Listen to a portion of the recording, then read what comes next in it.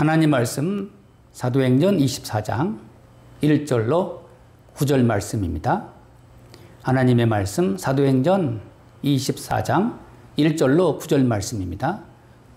본문의 키워드는 5절 말씀에 나사렛 이단의 우두머리입니다. 이 나사렛 이단의 우두머리, 이 말은 사도 바울에게 주어진 하나의 별칭입니다. 우리 예수님의 별칭이 마태복음 11장 19절에 먹기를 탐하고 포도주를 즐기는 사람이요 세리와 죄인의 친구로다. 예수님께도 사도 바울에게도 별로 좋지 않는 비난의 별명이지만 나름 의미는 있습니다. 바울은 천부장의 도움으로 가이사랴에 왔고 로마 총독 벨릭스 앞에서 재판을 받게 됩니다. 어떤 의미에서는 처음으로 정식 재판을 받는 자리입니다. 바울이 예루살렘에서 처음으로 체포되었을 때 대제사장 앞에서, 즉 예루살렘 공회에서 재판을 받았고 또 천부장 앞에서 조사받으면서 답변한 일이 있었지만 그 모든 재판 역시 공정한 재판이 아니었습니다. 그러나 이제 로마 총독 벨릭스 앞에서 나름 공정한 재판을 받고 있습니다. 바울을 고소한 대제사장 아나니아가 가이사랴까지 왔습니다.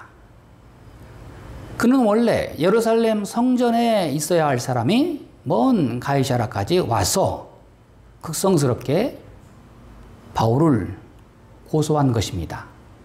이방 사람의 총독부가 있는 가이사랴, 이방의 정치적 근거지가 되는 이 재판정에 그것도 예루살렘 대제사장인 아나니아가 고소인의 신분으로 재판정에 서게 된 것입니다. 우선 이러한 거동과 또 재판정에 선 그 자체가 불순한 의도가 있고 제사장의 신분에 걸맞지 않는 이런 망각의 신분의 시간을 갖고 있습니다. 본문의 1절에서 5절 말씀에 긴 말을, 즉 가이사랴 벨릭스 총독을 만나서 아나니아가 하는 말을 들어보세요. 얼마나 공치사가 깁니까? 일단 아부하는 사람의 말은 거칠해야 인사가 깁니다. 참으로 대제사장답지 않는 간사한 말입니다. 그의 마음의 속뜻은 벨릭스 총독의 마음을 사서 로마법을 이용해서 사도 바울을 없애겠다. 그런 마음뿐입니다. 가이사랴 총독이 존경스러워서 이렇게 공치사하는 것이 아닙니다. 또한 가이사랴 총독 벨릭스 역시 악명 높기로 소문난 사람입니다. 그는 본래 노예 출신으로 로마 총독까지 올라간 대단한 정치력이 있는 사람입니다. 그는 한편 잔인한 사람입니다. 그런 사람 앞에서 아나니아가 말하기를 벨릭스 각하여 우리가 당신을 힘입어 태평을 누리고 있나이다. 얼마나 간사하고 얼마나 약삭빠른 대제사장의 모습입니까? 이미 타락한 모습 그 자체입니다. 그 옛날 제사장 가야바가 예수님을 십자가에 못 박으려고 빌라도 앞에 서서 예수님을 고소할 때와 똑같습니다. 우리에게 왕은 가이사밖에 없나이다. 당신이 말해 예수를 십자가에 못 박지 않으면 가이사의 충신이 아니니이다. 어찌 이럴 수 있습니까? 로마의 속박을 받고 있고 식민지로 전락한 이 유대 사람들이 오로지 예수님을 십자가에 못 박기 위해서 로마의 황제에게 아부하는 이런 간사한 모습, 이것이 인간의 죄악된 모습입니다. 대제사장 아나니아는 본문에서 바울을 세 가지로 고소합니다. 수욕해 하는 자, 나사렛 이단의 우두머리, 성전을 더럽게 하려 하는 자. 첫째는 소욕해 하는 자. 그들은 이름을 지어 연병이라고 고소하고 있습니다. 즉, 그 당시에 유행한 흑사병, 전염병을 전파하는 그런 자이다. 지금 우리 주변에 계속 확산되고 있는 코로나19 바이러스 같은 전염병을 지닌 자이다. 이렇게 비난하고 고소하는 것입니다. 이 사람이 가는 곳마다 문제를 일으키고 사람들을 혼란스럽게 하고 이 바울이 가서 복음을 전하는 곳마다 유대인들이 혼란스러워한다. 이렇게 고소하고 있습니다. 예수를 따르는 것을 못마땅하게 보고 바울을 마치 전염병을 전파하는 미치광이 취급을 한 것입니다. 예수 믿는 사건, 은혜 사건이 생겼는데 이것을 아주 악한 무리들이 보았을 때는 마치 전염병이 퍼져나가는 것과 같다. 이렇게 고소하고 있습니다. 사랑하는 여러분, 한편 복음은 전파력이 강해서 연병과도 같습니다. 예수님께서 친히 말씀하셨습니다. 천국은 마치 누룩과 같다. 가루 속에 던져진 누룩과 같다. 그 적은 양의 누룩으로 전체를 부풀게 하는 것과 같다. 복음이 뭐와 같습니까? 누룩과 같습니다. 전체를 변화하게 합니다. 변하지 않으면 복음이 아닙니다.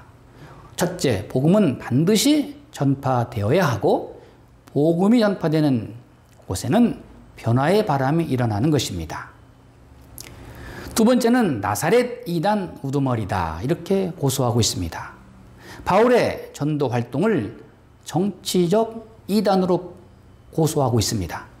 복음 자체를 거부하는 사람들은 이와 같이 한결같이 정치 선동자로 고소합니다.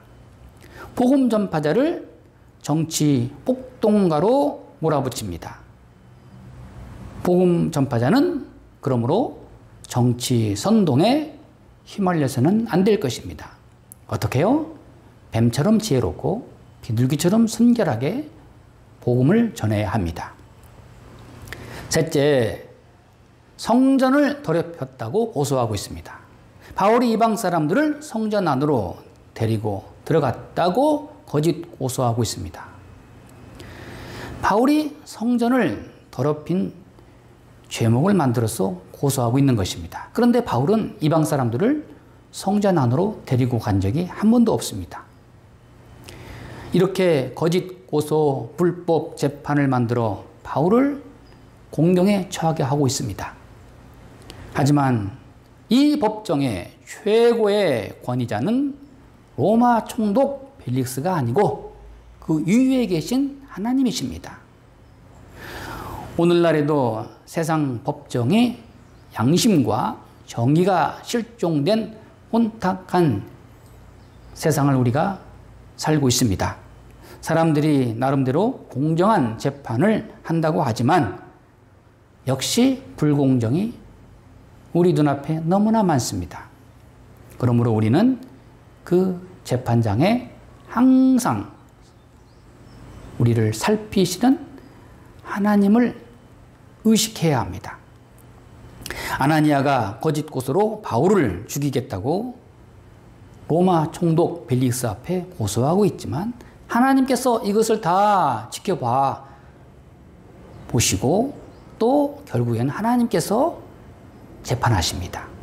재판장 위에 하나님이 계십니다.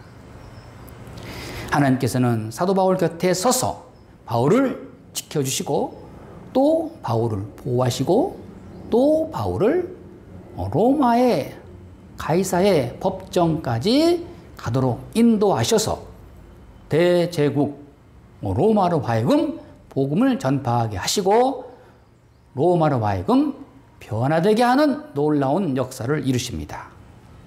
이 모든 재판의 과정 속에 그 위에 하나님이 함께하고 있다는 것을 우리는 봐야 합니다. 기도하겠습니다.